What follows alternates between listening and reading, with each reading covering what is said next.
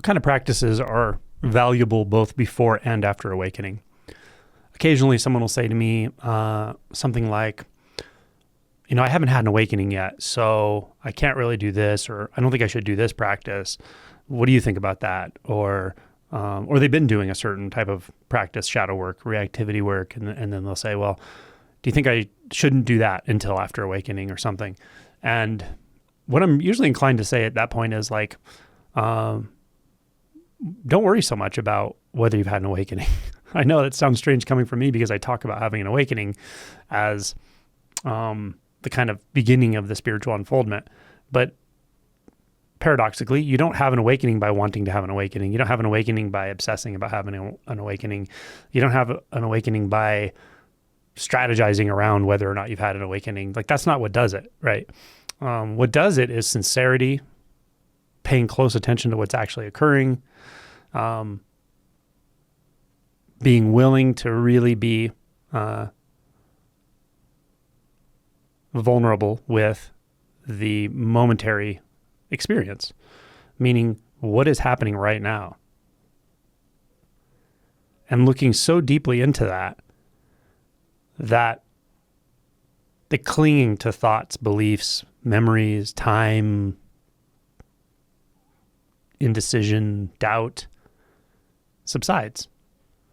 That's it, right? That's a valuable approach regardless of where you are in the whole spectrum of before awakening, after awakening, deeper realization.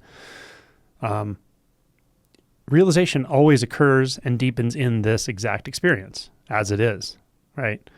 So I guess the gist is, don't get too up in your head about identifying yourself as someone who hasn't had an awakening. I don't really think about this when I'm working with someone directly, usually, unless they bring it up or it's really relevant, specific to a recent awakening or something.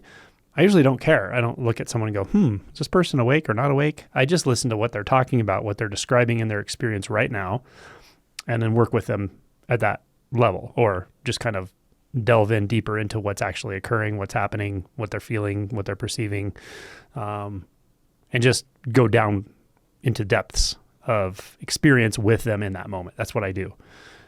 So it really usually ends up being a kind of mental distraction when you're too concerned about milestones and so forth. Again, the approaches to awakening are all versions of what I already explained, and that is that we are focusing our attention, focusing our interest. Sometimes we have so much distraction of the mind and so much intellectualization that we have to really put a lot of effort into becoming one-pointed, right? That does require effort at first, for sure. Sometimes that's just what needs to happen. Other times we just sense like, okay, yeah, it is right here. I know it's right here. It's always been right here. And I want to let go, and it's like just a bit of encouragement. Just go ahead and let go. But either way, it's right here.